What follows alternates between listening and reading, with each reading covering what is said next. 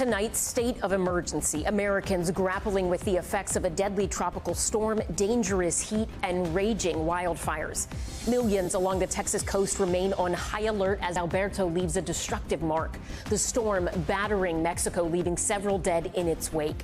Further east, a relentless heat wave smothering 80 million people in unbearable temperatures.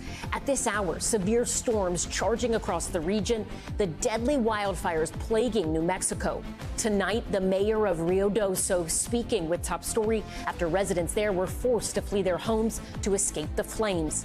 And the massive dust storm blinding drivers near Albuquerque, causing a major pileup. Also tonight, fit to judge. The alarming new reporting from the New York Times. The judge in Trump's classified documents case urged to step aside before the case began. The growing scrutiny Judge Eileen Cannon faces as the legal battle hangs in the balance. TikTok slamming the U.S. as it fights a potential ban on the popular app. The company arguing the Biden administration's sale or ban law sets a dangerous precedent. Do they have a case, and when could the possible ban take effect? China's pirate attacked, shocking video of an armed confrontation in the South China Sea. The Chinese Coast Guard brandishing knives and axes as they circle a Filipino naval fleet. One guard seen slashing a Filipino vessel. The chaotic moments as tensions escalate in the region. A brazen hit and run caught on camera. The disturbing video as a driver mows down two cyclists out on a group ride. You'll hear from the cyclist who miraculously survived being run over. Weight loss drug warning. Health officials sounding the alarm on fake versions of popular weight loss medications. The insane demand prompting a spike in counterfeit options, posing a serious health risk. Plus, whales escape war. A Ukraine aquarium caught in the crossfire of Russia's unrelenting assault. The incredible plan to rescue 2 beluga whales and the harrowing journey to their new habitat. And the inspiring story of an Iraq War vet working to overcome trauma through music. His remarkable debut on one of the most iconic stages. Top Story starts right now.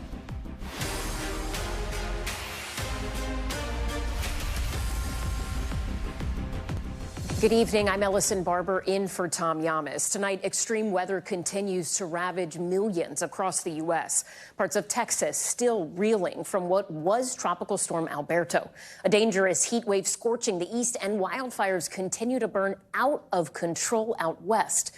Beach towns along the Texas coast still underwater after the first named storm of the hurricane season pounded that region. Tropical Storm Alberto made landfall in Mexico this morning. The storm leaving at least 4 people dead as it slammed the country with heavy rain and intense flooding. Right now, 82 million continue to grapple with record-breaking temperatures, and it could get worse tomorrow. The heat index for several cities, including New York, will approach triple digits. Adding insult to injury, tonight's severe storms could rumble through parts of the plains and the Northeast. Millions at risk for thunderstorms, damaging wind gusts and hail. And massive wildfires, they continue to burn in southern New Mexico. At least 2 people were killed and thousands forced to evacuate in a moment's notice. The village of Ruidoso hit particularly hard. Cars and homes just completely destroyed. Tonight, we speak with the mayor about what it's like on the ground and when people will be able to return home. The whipping winds fueling that fire also triggering this dust storm near Albuquerque. Low visibility leading to a massive pileup, leaving more than a dozen people injured. We are tracking it all tonight. Bill Cairns is standing by to time it out. But first, NBC News correspondent Sam Brock leads us off. On the first day of summer, it's fire and rain across America, with Surfside Beach, Texas, still soaked from the far sweep of Tropical Storm Alberto, which made landfall in Mexico earlier today. It's really weird looking out your living room window and just seeing water. Yeah, everywhere. Driving around this Texas town, you see palm trees protruding from pools of water, and vacationers perched on decks like Erica Fine, unable to retrieve her car. We're waiting for high tide to go down to drive through. So current status is trapped. Yeah, we're just a little bit stranded. The storm leaving a wake of damage along Texas's coastline, with a tornado ripping this roof in Rockport. It was all over the place. While floodwaters remain in Surfside Beach. We thought everything was going to be clearing up pretty good this morning, but about 5:30, high tide hit and the storm surge came back in, and we were right back to where we were yesterday. Record-breaking heat elsewhere in the U.S., living up to the term summer solstice. Brutal. Very, very hot. Some schools have had to postpone classes as 65 million bake in high 90s and triple-digit temps. In Bangor, Maine, the heat index climbing to 106, while a combination of flames and dust storms called a haboob have wreaked havoc in New Mexico. Tonight, the White House approving a major disaster declaration. Now, with rain on the way, flooding concerns around the burn scars. The country's patience for trying conditions being tested, even as some take solace in how their neighbors and first responders are coming together. This little community here really stays in touch in times of need like this. And Sam Brock joins us now from Freeport, Texas. Sam, talk to us about that flooding. You were standing in it there. How long is this flooding threat expected to last, and what will recovery look like as the days ahead come? Sure, Elson. So there's a flood warning in effect that expires very shortly, but then there's a flood advisory through tomorrow. Then this community hopefully is in the clear. And you may be wondering, wait a minute, we're days removed now from Alberto's effects. Why would there be a flood advisory for tomorrow? It's because of this, not just storm surge, but the high tide when it comes in the morning. All of this had cleared out previously. Neighbors told me we thought we were good to go, and then woke up and found this again. Look across the street from where I'm standing right now. This is, again, 48 hours removed from the effects, and the water spans all the way across the street. It's still a lagoon covering properties on both sides. It's just not a typical thing. It was a fascinating conversation to have with the mayor here of Surfside Beach, who told me, look, you know, we obviously see hurricanes and plan and know how they the cadence of how they come in and out. It's quick. With tropical storms, it's more confusing. You don't necessarily know how that combination of storm surge and rain is really going to play out. And here we are again, standing here with standing water next to me. The community is going to be fine. Many people have not really experienced much by way of damage, certainly not tens of thousands or millions of dollars worth of damage. So and from a financial perspective, they're going to be okay. From a headache perspective, it's still high because we know there could be another tropical system that may have impacts here as well in about a week. Back to you. Sam Brock, thank you. As Sam mentioned in his reporting, deadly wildfires, they have hit New Mexico, and the state is now bracing for storms and possible flash flooding.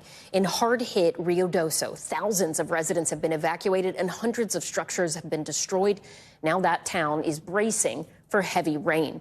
Tonight, we are joined by the mayor of Rio Doso, Mayor Lynn Crawford. Mayor, thank you so much for joining Top Story. We are so sorry to see what your community is dealing with and having to go through right now. Talk to us about what's happening with both the Salt and South Fork fires. 0% contained as of today. Is that still the case? Well, thank you, Ellison. Yes, that is still the case. We have well over 800 firefighters on the ground that are actually actively working on the fire as we speak. The Salt fire has been somewhat subdued. It's still not contained.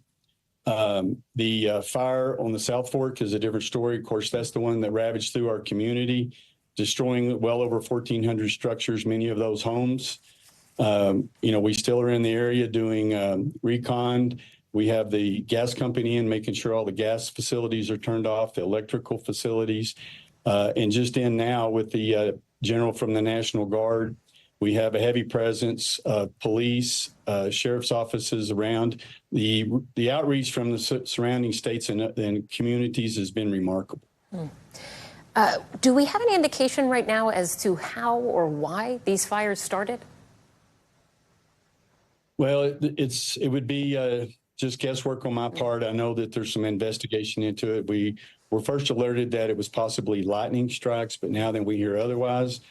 So we'll wait for the investigators to tell us about that. Right now, we're really concerning with fighting the fire, and we have a catastrophic flood watch that we're under.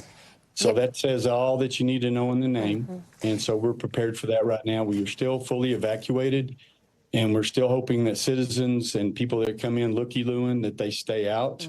And we're enforcing that because I think that we've already had really bad, and we don't want it to get really worse with loss of life.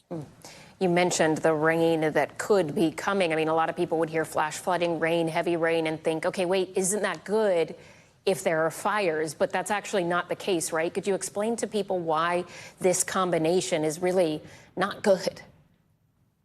Yes, absolutely. I mean, and anybody that's ever been around a campfire, when you get up the next morning and you see the ashes, if you've ever thrown cold coffee or water on it, you see how it just splashes. The soil is hydrophobic, so it doesn't take on water, so it just runs right over the top.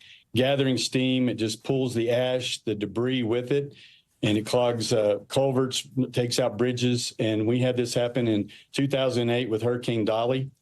And so we're told to be expecting the same kind of damage to this storm.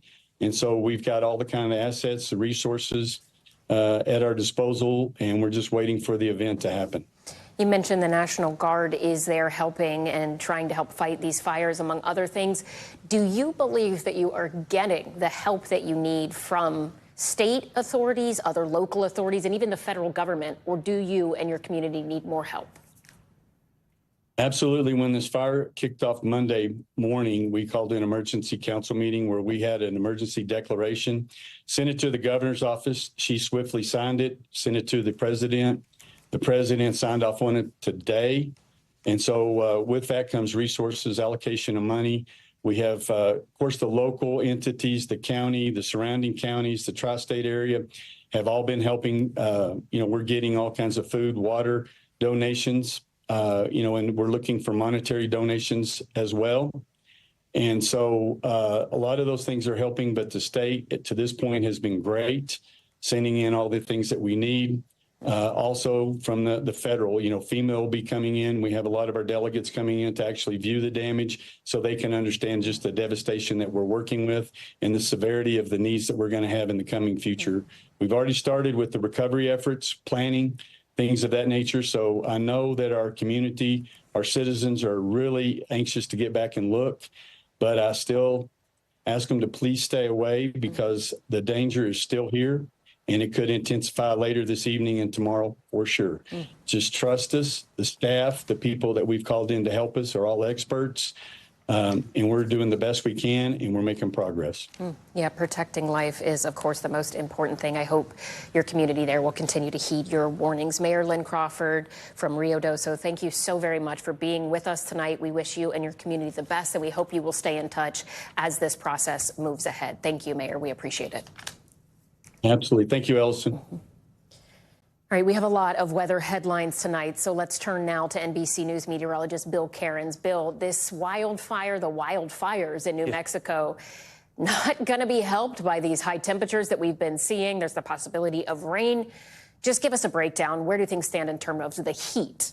Yeah, I don't even think when we talk specifically about what happened in Rio Doso with the fires, and then, we've seen that before in this country, but I've never seen an evacuated town under a flash flood emergency before, only 48 hours after they evacuated. That's what was so unique and just so incredibly disheartening about this event for that city and that town. So where we go from here, they've actually cooled down. They're worried about rain. That's helping with all the fire situation in areas of New Mexico. But the heat is back on in areas of Arizona and California. You just saw the 112 right now at this hour in Phoenix. We got 27 million people in California and Arizona under heat advisories. And then, of course, we're still dealing with the heat wave all the way on the other side of the country that continues from Ohio all the way through southern New England. Now, we have finally gotten some relief in Boston, New Hampshire, and Maine. The cold front, storms, much cooler conditions. But tomorrow, the heat is on, D.C. to New York. So now the heat shifts to the south. And as we head through the upcoming weekend, record highs are likely. Washington, D.C. should hit 100 degrees, break a record on Sunday, and upper 90s all through the Ohio, Tennessee River Valley into the southern Ohio Valley, Ellison. This heat wave is not going anywhere. And Bill, the Northeast is also under an alert for severe thunderstorms. What should we be expecting in this region? Yeah, so that's good. We got our relief from the heat because of these storms, but with it has come some significant wind damage. Severe thunderstorm watch continues. These are pretty strong storms now in northern Massachusetts, heading through southern New Hampshire. We're going to have to wait and see if these hold together and head back down through Boston. And then the other concern, Ellison, very heavy rain tonight. Don't be surprised if this time tomorrow we're talking about flash flooding in Minnesota. They have their own issues. All right, Bill Cairns, thank you so much. We appreciate it. Turning now to that multi-state manhunt, a suspect in a string of murders in Arkansas, Oklahoma, and Alabama now in custody. NBC's Priya Sridhar has this look at the fugitive's path and the efforts he took to evade capture. Tonight, a convicted felon and suspected killer is in custody after evading law enforcement in multiple states for weeks. If you look at his criminal history, he was continuously escalating his violent behavior. Before being arrested today, police say 50-year-old Stacey Lee Drake was last seen on surveillance video Tuesday outside of an Arkansas Motel 6. Arkansas State Police, who are leading the investigation, say Drake is connected to crimes across several states. In Oklahoma, police say he's a person of interest in last week's murder and carjacking of Philip Emerson. They've advised at least 2 people have been shot. He's also wanted in connection to 2 murders at a gas station about 200 miles away. In Alabama, the Tuscaloosa County Sheriff is now revealing Drake is a suspect in a murder they too are investigating. They say he was there for a few weeks using a fake name when he shot and killed Russell Andrews last month. His son, Russell Jr., says he was beloved. A very kind and passionate person. He was very selfless. Drake has an extensive criminal history spanning decades and multiple states that include convictions for robberies, carjackings, and assault. Tonight, he's off the streets and behind bars. I can sleep better at night knowing that, he's not going to hurt anybody else. And Priya Sridhar joins us now from Atlanta. Priya, authorities in Alabama, they say they have been trying to find Stacey Lee Drake for the last month. What have we learned about this multi-state manhunt? Yeah, that's right, Ellison. One of the reasons it was so difficult for them to track Stacey Lee Drake down is that he was using a fake name when he was in Tuscaloosa. They say he was a member of the homeless or the transient community, and he was only there for 1 to 2 weeks when they say he killed a man, took his car, and then took off towards Oklahoma. He then went undetected for about a month until last Friday, when now police there say that he's a person of interest in another murder where they say he killed a man, took his car, then drove 200 miles east to Gans, Oklahoma, where this past Tuesday, they say he's now a suspect in the killing of 2 more people. He took one of those victims' cars and made his way to Arkansas, which is the last place he was detected before his arrest today. He was seen on surveillance video, and Arkansas State Police were looking for him last night. They say they believe that he had bought camping gear and was out in the woods, and they were finally able to apprehend him today. What's going to be interesting now, Ellison, is if he heads back to Alabama for prosecution or if he goes to Oklahoma first. And so we're going to continue to monitor that as well. Ellison? Really interesting. Priya Sridhar in Atlanta, Georgia. Thank you. We appreciate your reporting. Turning now to the Trump classified documents case and the new questions being raised about the federal judge overseeing the proceedings. The New York Times out with reporting that she rejected private suggestions from other judges to step aside when she was assigned this case. The article saying in part, quote, 2 more experienced colleagues on the federal bench in Florida urged her to pass it up and hand it off to another jurist, according to 2 people briefed on the conversations. This reporting amid increased scrutiny of how Judge Eileen Cannon has gone on to handle this case. So here to break it all down is NBC News legal analyst Danny Savalos. He joins us now in studio. Danny, there's a lot we can bring up and kind of parse here, but let's just go big picture. 2 more experienced judges telling this judge, Judge Eileen Cannon, who is herself experienced, hey, don't take this. How rare is that? Well, I've never been a federal judge, but I expect that is pretty rare. But at the same time, a federal judge is appointed for life. They're the closest thing our framers put in the Constitution to royalty. So as unusual as it may be for other judges to come to the judge and say, hey, maybe you shouldn't take this case, judges are free to make decisions that are controversial. And Cannon has done that. Look, as a criminal defense attorney, most of the time, I'm biased, admittedly, most of the time we feel like the judges are always deciding things in favor of the prosecution. So, look, it's not unusual to think that a judge gets decisions wrong. There are plenty of points to point at for Judge Cannon to say she's gotten a lot of wrong things done in this case. But that's the way federal judges are. They have the power to do that. And the remedy is usually an appeal.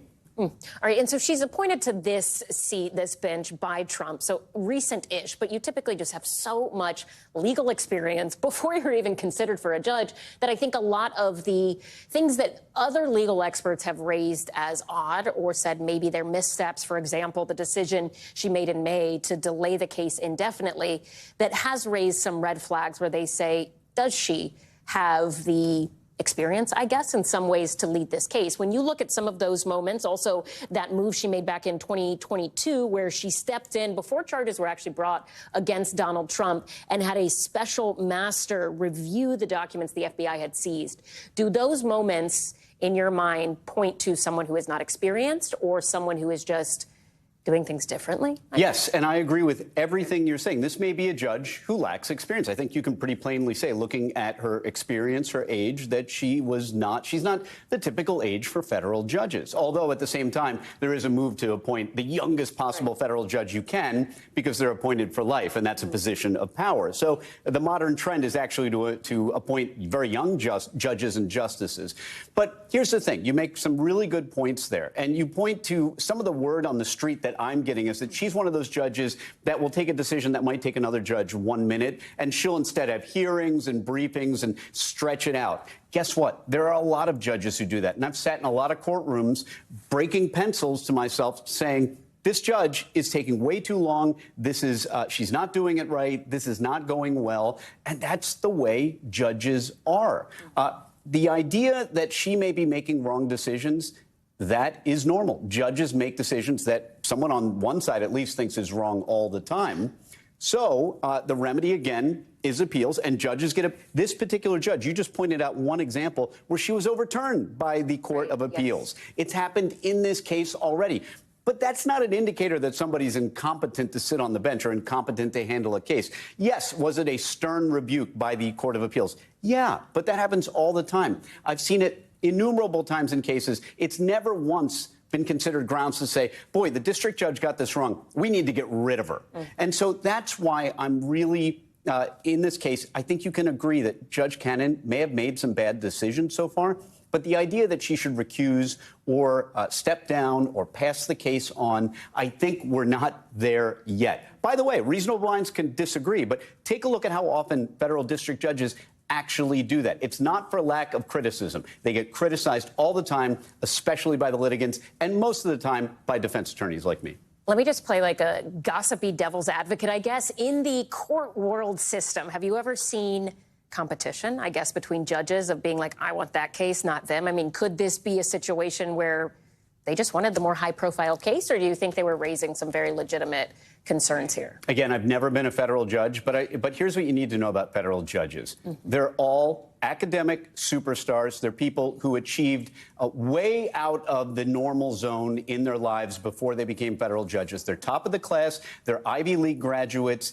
Guess what? I wouldn't be surprised if these are competitive people, federal judges, because after all, they're part politician and part lawyer, part litigator maybe, but you have to be something of a politician to get yourself appointed. And so these are people who really are, they're very brilliant.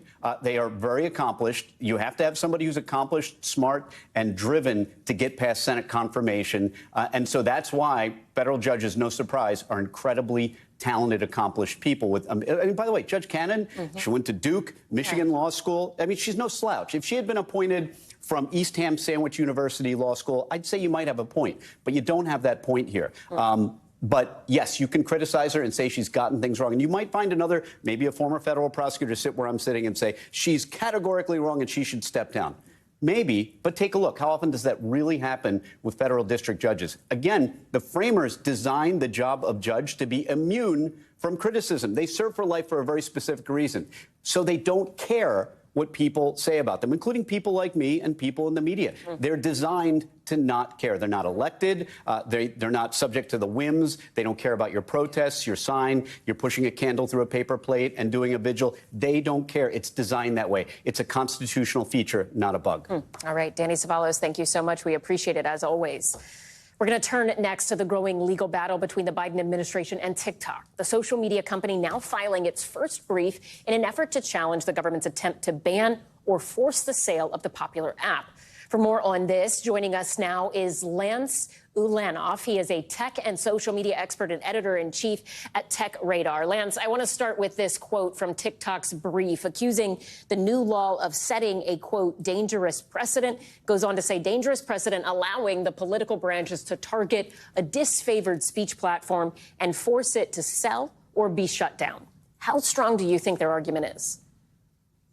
Well, it is unusual. I mean, I've never seen a case where the U.S. government, by the way, in unison, right? Both parties, Democrats, Republicans, they're all agreement. TikTok's bad for American citizens because it's owned by a Chinese company. I've never really seen anything quite like this. However, it is becoming sort of fashionable because we know that DJI, which is also owned by a Chinese company, is a drone company, is also being targeted. But that case is behind this one. It hasn't become, there's no actual law in place. You know, at this point, we have a signed bill that's forcing TikTok to do something, but we fully expected that TikTok was going to file something. It's a very strongly worded brief that they filed. We knew they were going to go after and say it was unconstitutional because, but by the way, they like to call themselves sort of a free speech platform because what people do is they produce content and they put their voices out there, their faces, their voices, their video out there on the platform. I mean, the content is not TikTok's content. It's the content of 150 million American citizens. Interesting. Okay. Yeah, that is really fascinating because TikTok has repeatedly said this comes down to free speech, and they have called it speculative concerns from the federal government, right? At one point, here's a quote from them. They said, quote, Congress reached for a sledgehammer without even considering if a scalpel would suffice. Do you think there is at all a argument to be had that maybe this could set a dangerous precedent if Congress were to take these steps? Yeah, well, it's just going to become a list of companies that are based in countries that we are no longer friendly with. And there'll be a lot, the technological development, innovation happens around the world. This has been going on for, half a century, and it really accelerated, in the 90s and the last 25 years. Security software companies, many of them were based in Russia. I mean, so this is not unusual, but for us to turn around and go, well, wait a minute. Too many people are using this, and it is, comes from a country we don't agree with. Now, I say that, but every country, right, has different rules about how businesses can operate. And China's rules are pretty unusual because what they say is if you operate in our country, if you're a business in our country, you have to be, if we say we want to see all your data, we want to see everything, we want to see your code, the whole thing, they have to show it to them.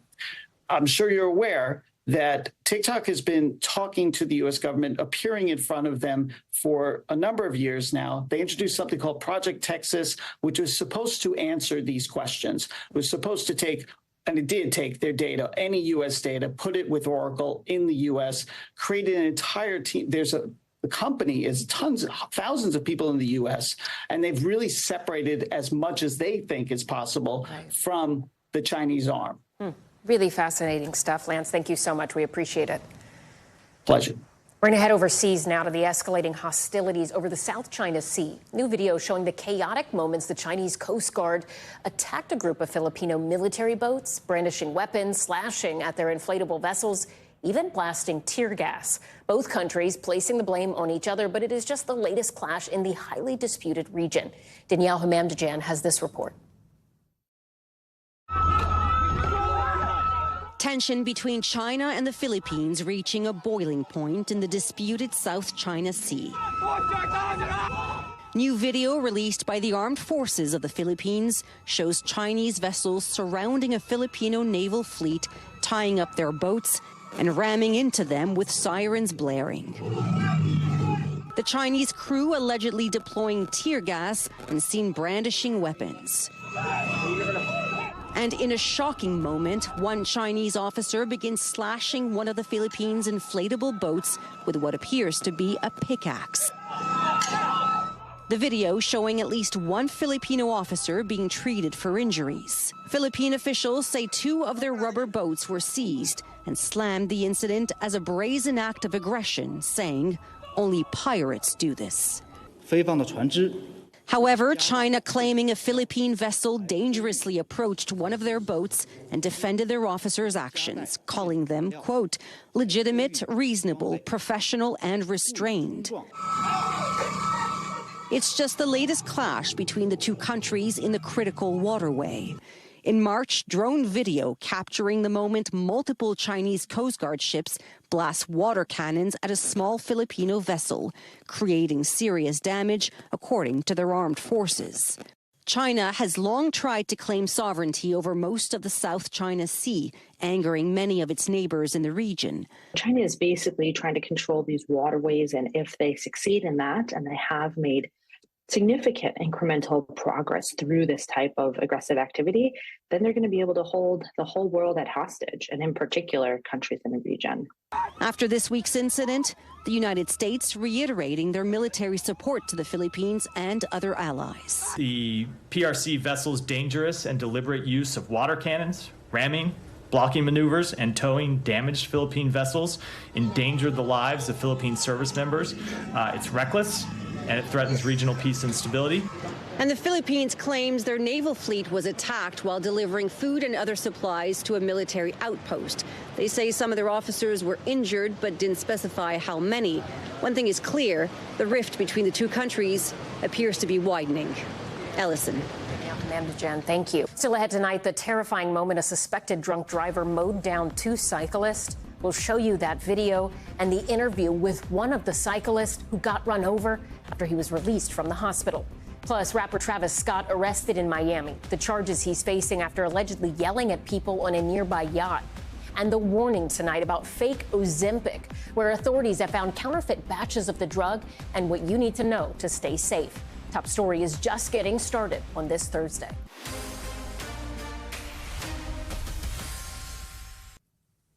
We're back now with that shocking video showing two cyclists being mowed down by an alleged drunk driver in Dallas. Those bikers thankfully survived the ordeal.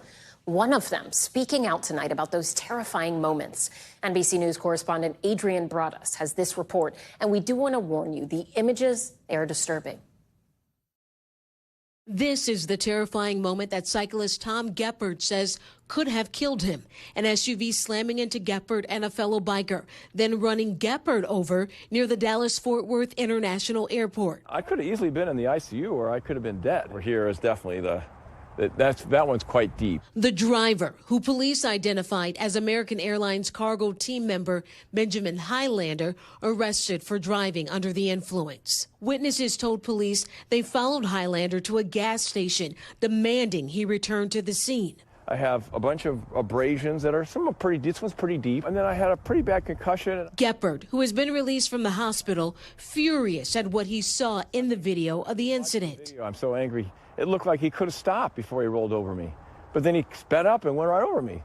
You know, and he just seemed so callous and so disregarding of the fact that there was a human there. Police say while treating Geppert, Highlander ran on scene, quote, hysterically, shouting, quote, "I'm sorry." According to the police report, officers found 6 empty beer cans and a backpack in Highlander's SUV, and his blood alcohol content was twice the legal limit. Impaired driving is still a major crisis on our roads. It is a major public health crisis that we're facing. Advocacy groups like Mothers Against Drunk Driving, or MAD, are pushing to end drunk driving with technology.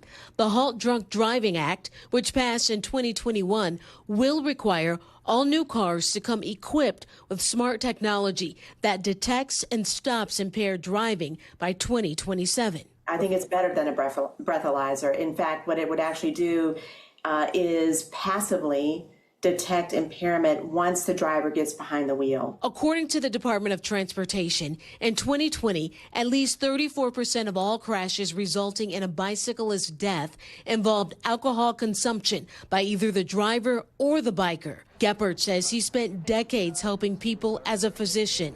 Now retired, he says he won't let this crash stop him from riding again. I definitely want to be at least 2-3 weeks out before I try it again. It's huge because my friends are part of cycling a lot of the time.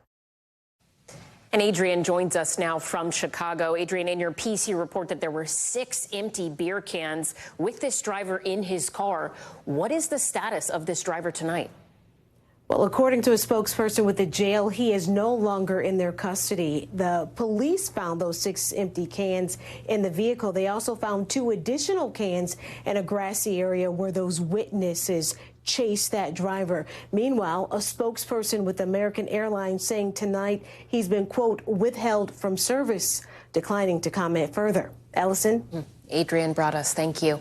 When we come back, an update on the protests that rocked Columbia's campus this spring. You will remember pro-Palestinian demonstrators taking over a building on campus, barricading themselves inside.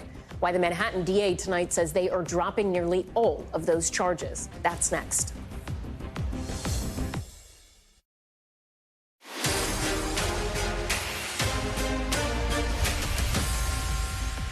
We're back now with Top Stories news feed, starting with rapper Travis Scott arrested in Miami Beach. Police say Scott was asked to leave a marina where he'd been partying when he allegedly became erratic, yelling and making threats. He was eventually arrested on misdemeanor charges, including trespassing and disorderly intoxication.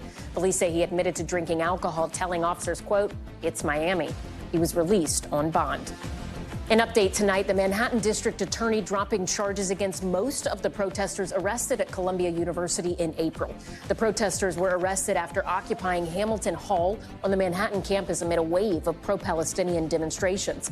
Tonight, prosecutors announcing 31 out of 46 trespassing cases were dropped due to lack of evidence. The rest are due in court in July. And hundreds of small earthquakes brewing under Washington state's Mount St. Helens since February. The United States Geological Survey recording 350 earthquakes, but says it just signals the arrival of more magma under the surface. The agency adding the volcano remains at the normal level of activity and that the quakes were also too small to be felt on the surface. Turning now to the new health alert about those popular new weight loss drugs. The World Health officials are sounding the alarm that high demand means some of the medications on the market today, they may be dangerous counterfeits. NBC's Ann Thompson has more. Weight loss drugs are now a global phenomenon. I went down 4 pant sizes. This country accounting for 71% of semaglutide sales, the active ingredient in Wegovy and Ozempic, a diabetes drug. But high demand breeds counterfeits that could jeopardize your health. The World Health Organization warning tonight that it found fake batches of Ozempic in the U.S., UK, and Brazil last year. Could have contaminants that could actually harm you. UC San Diego professor Tim Mackey and his team of researchers bought counterfeits of semaglutide online to find out what's being sold. And when we purchased 6 of these products from online pharmacies, 3 were scammers and another 3 sent us products that had questionable quality safety issues associated with them. And so if somebody had taken any of these drugs, could they have ended up in the hospital or ill from the drugs? Yeah, so patients, 1, could have been scammed out of thousands of dollars, and 2, they could have taken a product that had too much semaglutide in them and could have been injured from that as well. Lilly also warning tonight about fake versions of tirzepatide, the active ingredient in Mounjaro and Zepbound, its diabetes and weight loss drugs. Lilly says it does not sell these drugs on social media and warns illegal online pharmacies selling fakes put people at risk. Both Lilly and Novo Nordisk, which makes Ozempic and Wegovy, stress that they are the only manufacturers of these drugs and that there are no generics. So how do you know you're getting the real thing? First of all, make sure you get a prescription from your licensed doctor and then get that prescription filled at a licensed pharmacy. And when you get the products, always check the serial numbers and the expiration dates. Ellison? Ann Thompson, thank you. And for more on that warning from Lilly about fake versions of some of their popular weight loss drugs, board-certified endocrinologist Dr. Caroline Messer joins us now in studio. Let's just start with this letter. For you, as a doctor, what stood out to you in this warning? I thought there are a lot of great points that they made, but I'm just going to sort of summarize some of them, and then we can discuss them in more detail. So the first point that they made was we really shouldn't be using this for cosmetic weight loss. They really said, you know, it's FDA approved for obesity or patients who are overweight and have medical conditions. We really should be focusing on that and not using it for cosmetic weight loss. They also spoke about the use of this in pediatric patients. It hasn't been tested. It hasn't been properly vetted. We don't know about safety or efficacy. But then I thought the more interesting part was when they really started talking about people who are selling it on social media and saying that it's real Lilly product. So that's clearly fraudulent. And then they spoke a lot about compounding pharmacies that are downright dangerous, either selling product that's not real, like that's made it just out of sugar, and so it's just fraudulent, or actually dangerous product. We do live in such a social media focused world where we're constantly getting ads for things to buy on Instagram, TikTok, other places like that. I have bought things from ads, not medicine, but it's pretty easy to go down that rabbit hole. Right. For patients who come in and say, hey, I'm getting these ads, the demand is so high for these products, I want it, can I just order it here? How do you tell them to look for fake, and how do you know the difference between a good compound pharmacy and a bad one? That's definitely $1 million question. I think you have to be working with a doctor who knows a compounding pharmacy. I mean, there are some that are making very impure products, like it's supposed to be colorless and it's pink, or it has impurities in it that are, bacteria, dangerous. So as long as you're working with a doctor who knows their compounding pharmacy, knows that it's accredited, knows where they source their medications from, knows that it's sterile, I think that's legitimate. The problem with a lot of these social media sites is not only are they not telling you where they're sourcing the medication from, they're pretending it's Lilly, they're also not talking about any of the risks. So you go on it, you go on these sites and they'll talk about how much weight you can lose, and they won't mention the risk of gallstones, the risk of pancreatitis, constipation, when you have to be careful. What if you have a family history of a rare type of thyroid cancer? None of that's mentioned because the FDA isn't mandating it, because these are non-FDA approved products. It is interesting because I think back to, 10, 15 years ago, and just even still now, but I especially think of like the height of slim fast drinks being popular. And in some ways, I watch the ads for Ozempic, Wegovy, and I see some similarities, but I'm like, it's not the same. We're not just talking about a milkshake that has protein that's going to keep you full longer.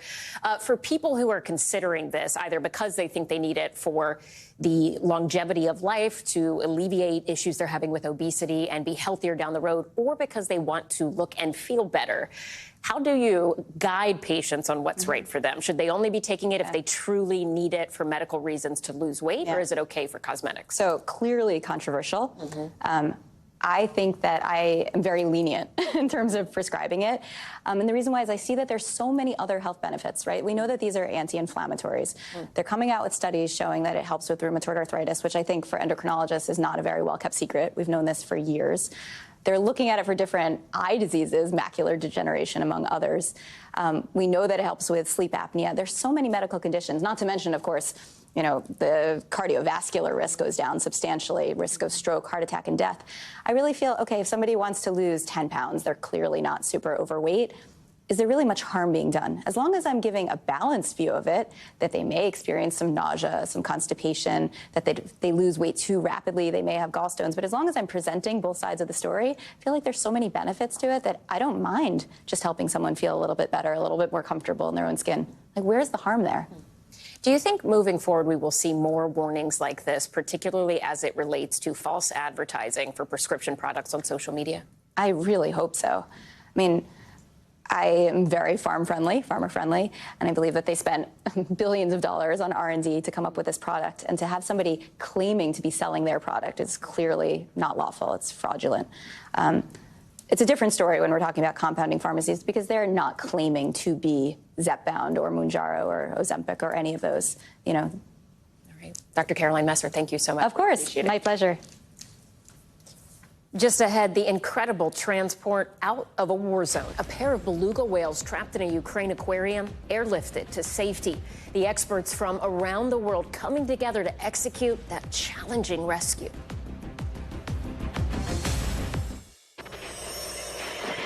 Back now with Top Stories Global Watch. In Saudi Arabia, more than 1,000 people died while making the Muslim Hajj pilgrimage amid a crippling heat wave.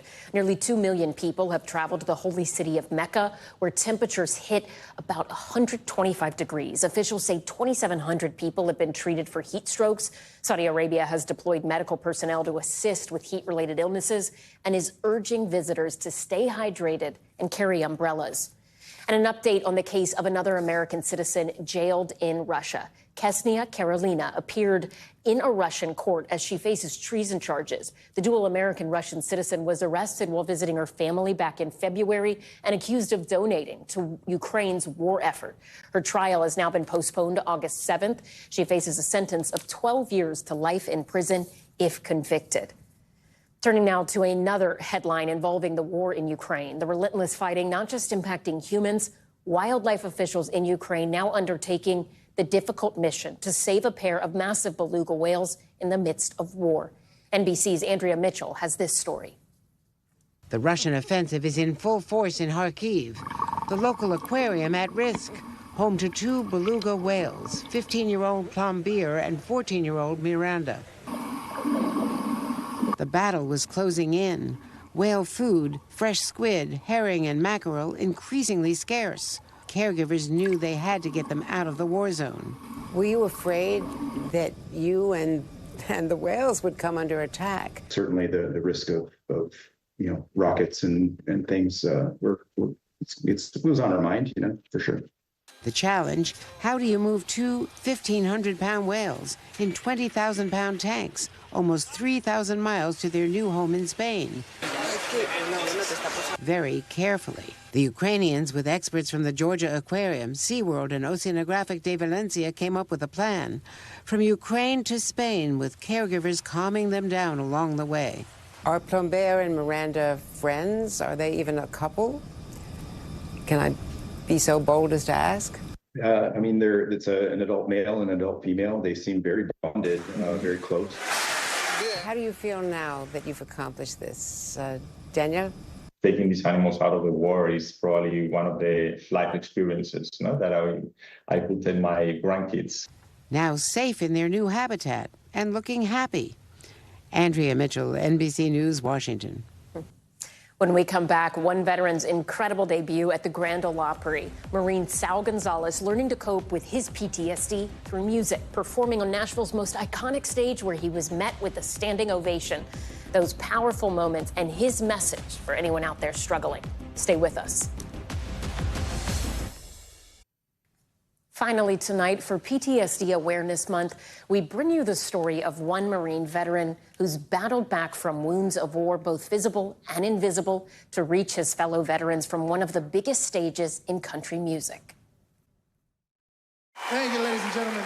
It's the moment Sal Gonzalez has been waiting decades for. His debut at one of the most iconic music venues in the country, the Grand Ole Opry in Nashville, Tennessee. This one goes out to all you veterans. I hope you like it, and I hope it strikes a chord.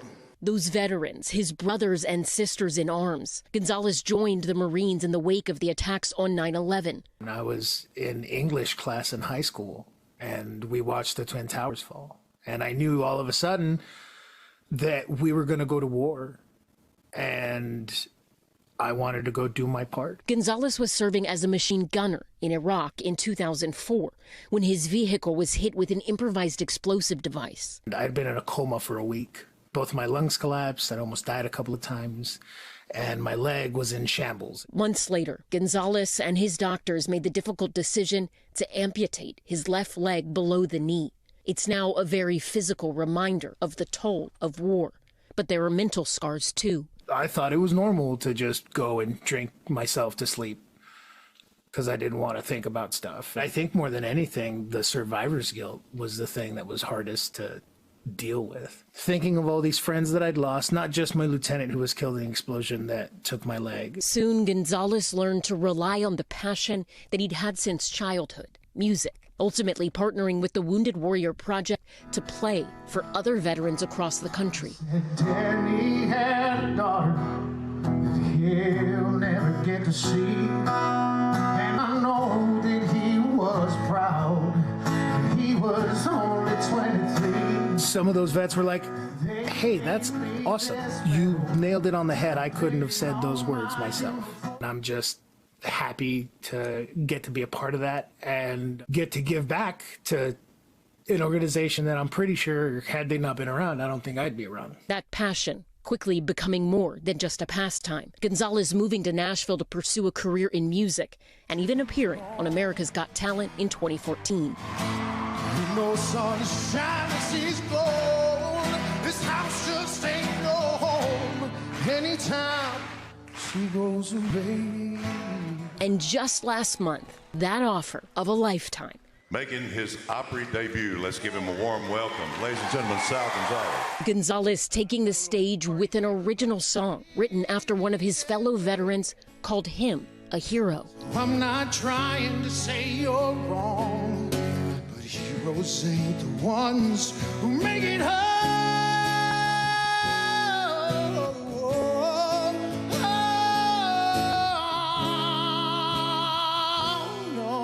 No. The Opry crowd giving Gonzalez a standing ovation. Thank you so much, folks. God bless. My name's Sal Gonzalez. It's hard to explain that moment, to be totally honest. I'm not special by any means. I'm just a normal dude. And some of the people that I served with that didn't come home were those exceptional people. Gonzalez now working toward a full-time music career, even playing us a little bit of his latest original about being away from his family, playing music on the road. These nights can get so lonely, but I never thought they'd own me. So I'm starting to hate the thing I love the most. But no matter where his music career takes him, Gonzalez says he'll always make time to serve his fellow veterans. And for those who may be struggling, he hopes you'll remember this. This world is better with you in it. Don't give up. And our thanks to Sal for both his service and his time sharing his story with us and you at home. Thank you for watching Top Story. In New York, I'm Ellison Barber, in for Tom Llamas. Stay right there. More news now is on the way.